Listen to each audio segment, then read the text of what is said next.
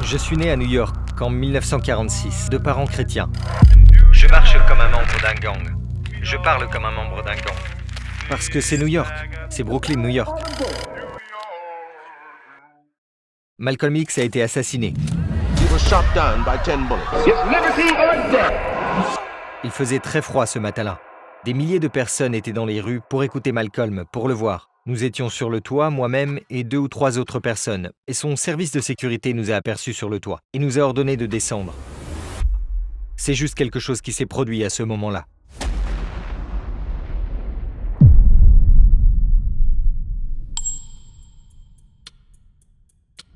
Assalamu alaikum, cher Khalid Yassine. Nous sommes très heureux de te compter parmi nous. Je voudrais commencer par qui est Khalid Yassine et peux-tu nous parler brièvement de ta vie? Alhamdulillah, salatou wa salam ya Rasulallah. Je suis né à New York en 1946, de parents chrétiens. Et j'ai grandi en quelque sorte comme un enfant orphelin, bien que j'avais des parents. J'ai accepté l'islam en 1965, grâce à une personnalité très digne du nom de Sheikh Daoud Ahmed Faisal. 1965 est la même année où Malcolm X a été assassiné. Il a donc été assassiné en février et je suis devenu musulman en octobre. Comment était ta vie par rapport à la foi? En quoi croyais-tu? Le christianisme, je veux dire les foyers d'accueil dans lesquels j'étais, chacun d'entre eux était d'une conviction différente du christianisme. On peut le voir comme un buffet. Donc les méthodistes, les épiscopaliens, les baptistes. J'avais donc toutes les variétés. Mais quand j'ai eu 16 ans, j'ai fait mon service militaire. Et j'ai été dans l'armée de l'air pendant 2 ans et demi. Donc quand j'étais au service militaire, la religion catholique dominait. J'ai donc eu l'occasion d'aller parler à un prêtre parce que je pensais que, vous savez, le prêtre est une personne qui peut vous guider ou quelque chose comme ça. Et puis j'ai vu des incohérences là-dedans. J'ai donc essayé de me tourner vers le catholicisme, mais c'était trop rigide, trop mystique, trop européen, trop classique. Et puis, il y a eu d'énormes contradictions au sein de l'Église catholique qui se sont manifestées par la suite. Peux-tu nous parler de certaines de ces contradictions? Pendant que j'étais dans l'armée de l'air, j'essayais encore de pratiquer le christianisme. Vous savez, traditionnellement, sous certaines formes, ça n'avait pas de sens pour moi quand j'avais 7 ans, mais vous l'assimilez parce qu'il vous est donné. Mais il y avait des problèmes qui n'avaient pas de sens. Jésus étant Dieu et son propre Fils, cela n'a pas de sens pour moi. Et puis il est aussi en quelque sorte la personnalité du Saint-Esprit. Donc vous savez, la Trinité, ce concept 3 en 1, dans une personne, 3 personnes distinctes, mais un seul Dieu, ça n'avait pas de sens pour moi. Comment a commencé ton voyage vers l'islam? À l'âge de 17 ans, je me souviens avoir pris le train. J'ai vu cette lettre, c'était le New York Times. Et le New York Times a publié un article, annoncé sur une page entière. Et ils ont imprimé la lettre de Malcolm X de la Mecque. Je me souviens donc de la lecture de cette lettre. Et dans cette lettre, Malcolm adule beaucoup l'islam. Il mentionne des mots comme la Mecque, vous savez, le prophète Muhammad sallallahu alayhi wa sallam. Il a parlé de la Kaaba, il a parlé du Coran, donc les 5 ou 6 ou 7 choses qu'il a dites dans cette lettre, le Hajj, Arafat, et je n'avais jamais entendu ces mots auparavant. À l'époque, nous n'avions pas de médias sociaux. Si vous avez eu de la chance d'être jeune, et j'étais l'un de ces jeunes chanceux, j'avais un ensemble de ce qu'on appelait à l'époque l'Encyclopédie Britannica. J'ai donc consulté l'encyclopédie et j'ai regardé ces mots. Je n'avais jamais vu ces mots auparavant. Quand j'ai compris ces mots, j'ai compris pourquoi Malcolm était ému. J'ai compris pourquoi il ne pouvait pas faire machine arrière. Vous avez donc été très inspiré par lui. As-tu rencontré Malcolm X? Salam alaikum frères et sœurs. Nous avons remarqué que 80% de notre public, y compris cette vidéo, ne sont pas abonnés à notre chaîne. Comme vous le savez, nous sommes une organisation à but non lucratif et les publicités sont désactivées sur nos vidéos. La seule raison pour laquelle nous demandons cela, c'est pour diffuser la vérité. Cela peut sembler un petit acte, mais Inch'Allah, il peut s'agir d'un moyen de guidance pour de nombreuses personnes. Maintenant, cliquons sur le bouton s'abonner et marchons ensemble vers l'éternité. Vous avez donc été très inspiré par lui. As-tu rencontré Malcolm X? J'ai donc commencé à chercher dans cette nation de l'islam dont il est issu. J'ai commencé à étudier ses paroles et son voyage à la Mecque. Et juste avant qu'il ait été assassiné, j'ai eu l'occasion d'assister à l'une de ses conférences à Harlem. Et c'était une matinée très froide. Je pense qu'il a parlé depuis l'hôtel Teresa, qui n'existe plus. J'étais l'une des personnes présentes. Des milliers de personnes étaient dans la rue pour écouter Malcolm, pour le voir. Nous l'avons vu, nous sommes venus.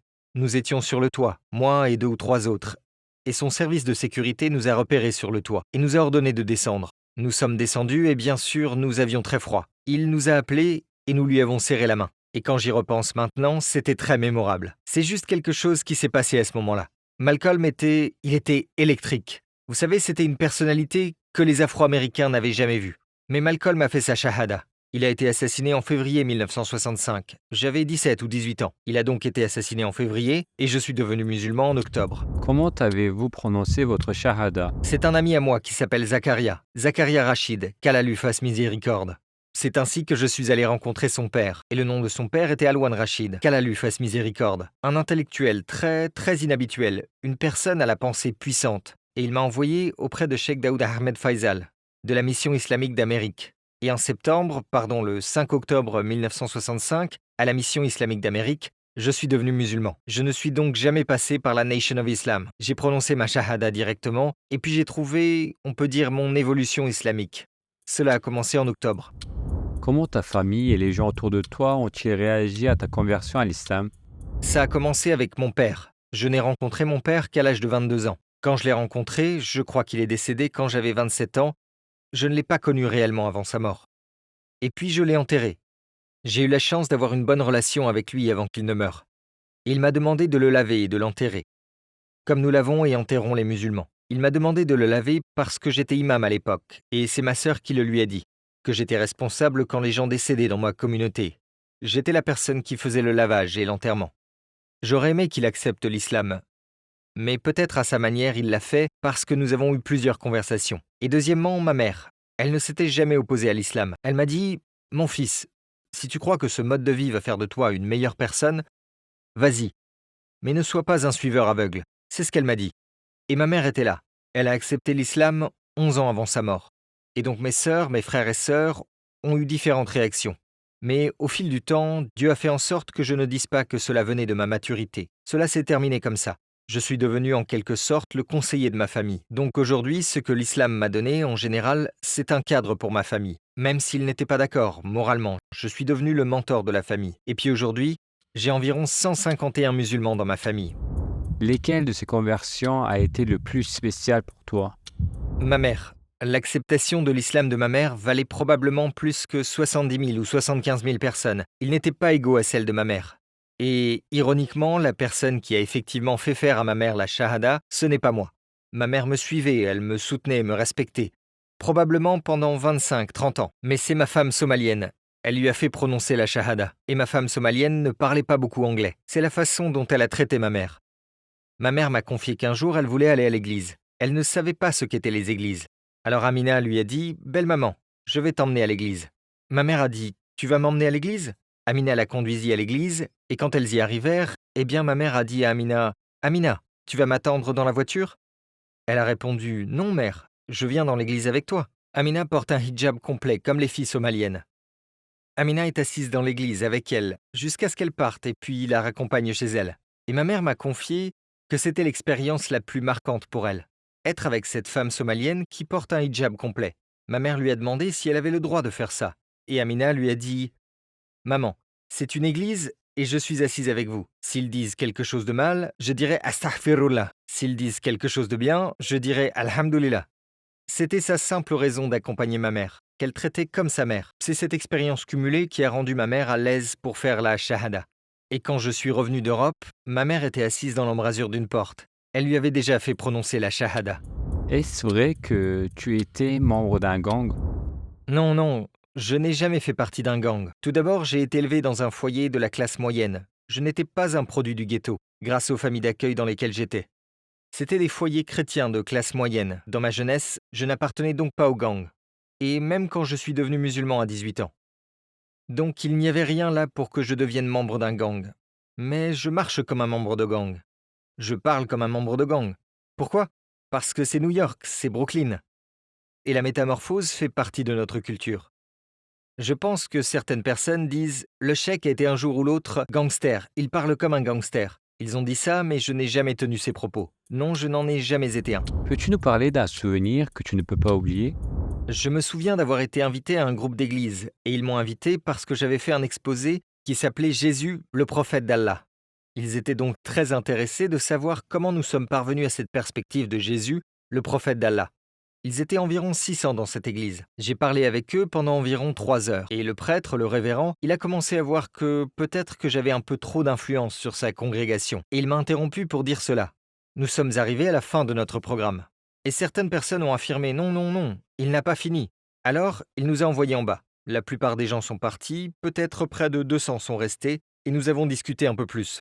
Eh bien, dans cette discussion finale, j'ai insisté auprès d'eux sur l'unicité d'Allah, sur la distinction de Jésus-Christ, de Muhammad, la paix et la bénédiction soient sur lui, et le parallèle entre l'islam et l'écriture, et le parallèle entre Muhammad, sallallahu alayhi wa sallam, et Issa. Je leur ai donc posé des questions sur ce qu'ils ont entendu. Est-ce que vous témoignez que nous n'adorons personne d'autre que le Dieu Tout-Puissant? Et au moins 80 d'entre eux ont accepté. Quand je les ai interrogés sur Muhammad, sallallahu alayhi wa sallam, ils ont dit oui. Je leur ai expliqué qu'alors, vous êtes devenus musulmans. Eh bien, ils étaient un peu surpris. Comment pouvons-nous l'être? Les musulmans sont chrétiens? Eh bien, vous êtes chrétiens par endoctrinement. Mais par affirmation, vous êtes devenus musulmans maintenant. Maintenant, comment allez-vous réconcilier cela? Ce n'est pas mon travail. Maintenant, regardez ça, regardez. Regardez leur comportement dans l'invitation et regardez leur réaction dans leur église. Donc, si cela s'est produit et que j'en ai été témoin, il suffit de regarder ce phénomène à travers le monde. Si les musulmans pouvaient interagir avec les chrétiens et si nous pouvions traiter les chrétiens de la même façon qu'ils m'ont traité, je pense que les choses peuvent être différentes. Qu'est-ce qui vous a le plus impressionné chez le prophète Mohammed sallallahu alayhi wa sallam?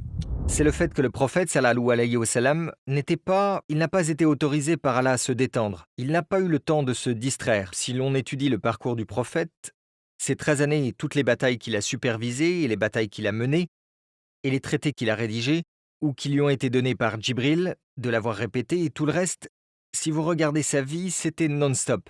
Et c'est tout simplement incroyable, comme ce taux d'activité de manière cohérente sur un individu dont le travail était de délivrer le message, réguler le peuple, agir comme un juge, comme un arbitre, inspirer le peuple, éduquer le peuple, être un guerrier, un général, un chef d'État, un mari, un ami. Comment fait-il cela?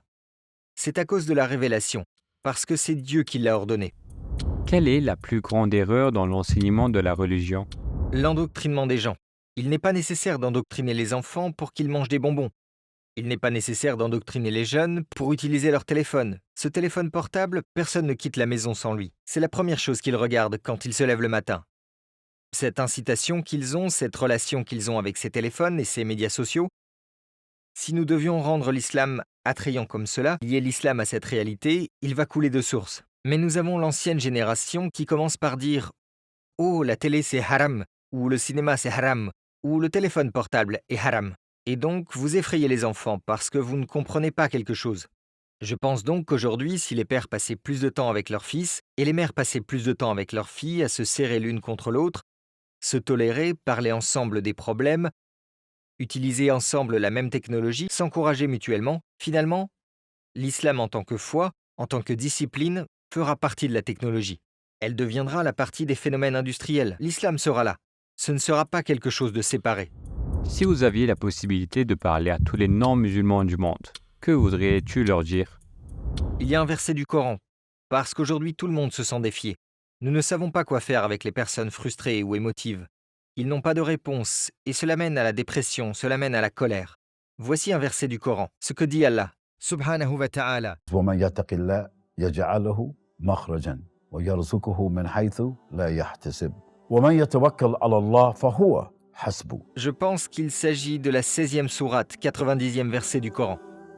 Et puis il y a un hadith du prophète, une doua du prophète, sallallahu alayhi wa sallam, que notre mère Aïcha, radiyallahu anha, elle nous rapporte qu'il avait l'habitude de réciter après chaque prière, pas tous les jours, mais après chaque prière, اللهم إني أعوذ بك من الحمن وحزن وأعوذ بك من العجز وكسل وأعوذ بك من الجبن وبخل وأعوذ بك من الغالبة ديني وقهر الرجال اللهم اكفني بحلالك عن حرامك واغنني بفضلك عن من سواك. La traduction de Allah, je cherche en toi le refuge contre l'angoisse et le chagrin, contre le manque de force et de la paresse, de la lâcheté et de l'avarice, et d'être accablé par les dettes et de l'oppression des hommes de loi. Suffis-moi de ce qui est licite pour m'éloigner de ce qui est illicite. Et avec ta grâce et ton ampleur, rends-moi libre et indépendant de tout le monde et de tout sauf de toi. Donc si le prophète sallallahu alayhi wa sallam récitait cela après chaque prière, et c'est un prophète, il me semble que cela devrait être l'une des prières que chacun d'entre nous doit réciter.